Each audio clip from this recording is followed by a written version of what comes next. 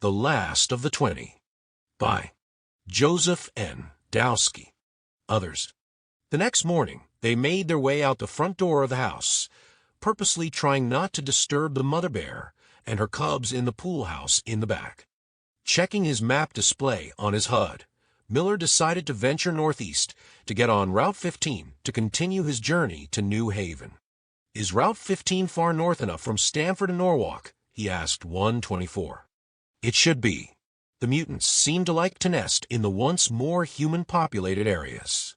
Last night, I only picked them up in Stamford proper," the robot explained. "Route 15 should be clear of at least the prune faces."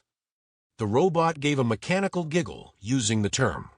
Heading back onto the Myanus Road, they crossed the Myanus River, heading northeast to Route 15. Deer and other non-mutated animals scurried off in different directions as they moved up the overgrown road. "It seems the virus has not affected most animals," Miller observed. "The original virus was not supposed to affect all humans. Remember, the Communist Chinese designed it to target only non-Hanren peoples." 124 explained. "Hanren?" Miller asked. "Hanren is Chinese for the ethnic majority of Chinese people. Han is the ethnic group, Ren means people." 124 accessed his translation software. It was not meant to affect animals at all. What the Chinese biologist did not predict was that their man-made virus would take on a life of its own. It could, and would mutate. It took them a couple of hours to reach an entrance ramp to Route 15.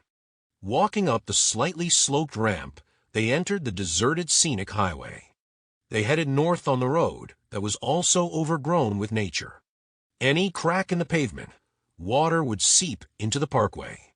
On cold nights the water would freeze into ice, pushing the pavement apart even further, allowing grasses, weeds, shrubs, and trees to take root in the road.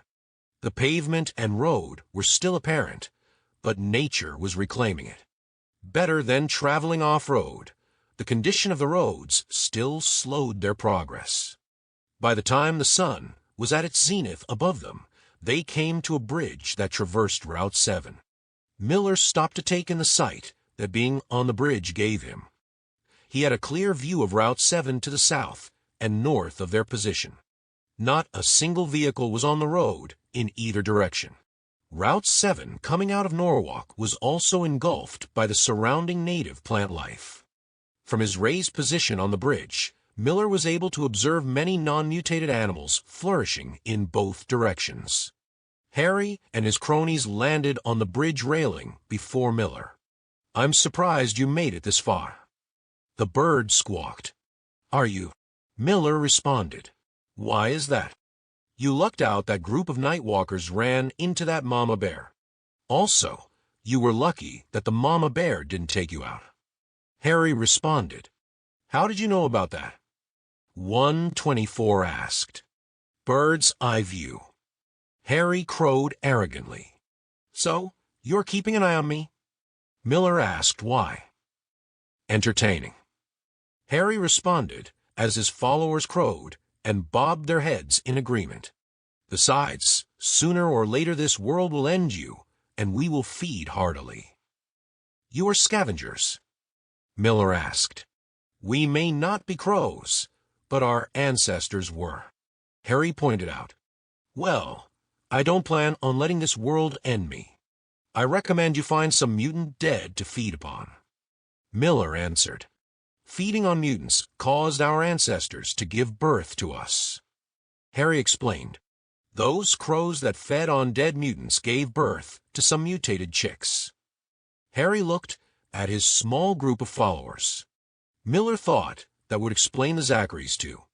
They must be the mutated offspring of rats that fed on mutant dead. The non-mutated animals that he observed were all herbivores. They would never feed on mutants. He realized there must be mutated bears and other omnivores that he had not run into yet. There were still normal crows and rats, animals whose parents never fed on mutant flesh.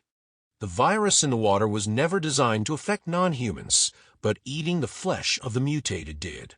Miller reviewed his helmet scans of the cronies and the Zacharys. The DNA breakdown of the bioscans confirmed his theories about both animals. As Harry said, they are the descendants of crows, and the Zacharys are the mutated descendants of rats.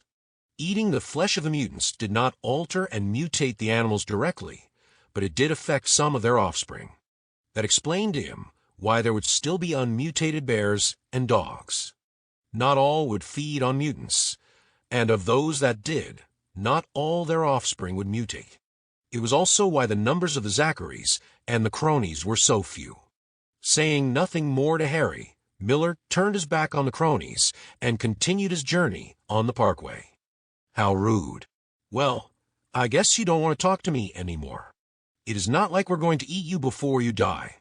Harry defended himself. Miller did not respond and kept moving away. I don't think he wants to talk to you anymore. 124 said as he followed Miller. Harry, a bit upset, squawked loudly at Miller. No reason to ignore me and be so touchy. The bird flew off with his cronies in tow. Later that day, with only an hour left in daylight remaining, Miller turned to 124, who was a few paces behind him. I want to find a place to hold up for the night. My map display shows an old motel at the next exit. I'm picking it up.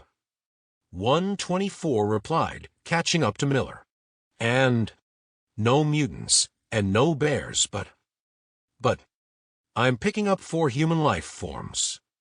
124 reported. Human life forms. Yes, that is what I said. Human life forms. The robot confirmed. Miller stopped, turned to face the robot. Reclaims Group 3. I don't think so. 124 replied. Why is that? Miller was puzzled. What other humans, non-mutants, could there be, he thought. None have your genetic modifications. One is a man in his late 50s. The others are female between the ages of 16 to 25. The machine estimated. They are normal pre-virus humans. Oh, and they seem to be all related. Geez, your sensors really are much better than my helmets. Miller was impressed. Shall we go and meet them? You sure would be safe. Just because they are pre-virus humans doesn't mean they won't be hostile. The robot warned. I'll take my chances to meet non-mutated fellow humans. Miller replied, walking across the Parkway Divide and heading to the ramp that would take them to the hotel on the northern side. 124 had a halt because he was unable to climb over the highway divide. Miller, realizing that the robot could not get past the divide, returned to the robot. Sorry, I wasn't thinking. There is an off-ramp just ahead on the south end. I see it. Miller took the lead as they traveled down the southern off-ramp, entering the Black Rock Turnpike in Fairfield, Connecticut. From under the Parkway overpass, they could see the motel on the other side. Emerging on the north side of the overpass, they had a clear view of the motel. Upon its roof was a battery of solar panels. My helmet sensors are showing they are powered. Miller unslung his rifle in case 124 was correct that these humans might not be friendly. They are clearly being maintained. 124 added as they both moved closer to the structure. That's far enough, a voice shouted from the building. Miller's sensors picked up a man from one of the windows. He was aiming an old-fashioned AR-15 at him. We are not a threat to you and your daughters. How do you know about my daughters? The man angrily replied. You are 4 pre-virus humans, not mutated. The 4 of you share the same family DNA, and based on their ages and yours, it is a safe assumption the girls are your daughters. The robot explained. Miller decided to try to de-escalate the situation by placing his rifle on the ground before him. As I said before, we mean you and yours no harm. You are the first non-mutated humans I have seen for days. There are others. The man calmed down, yet still keeping his weapon on Miller. Miller then took off his helmet. As you can see, I'm human too. I came from a government shelter in Manhattan. There were 20 of us when we first ventured to the surface. I am the last one.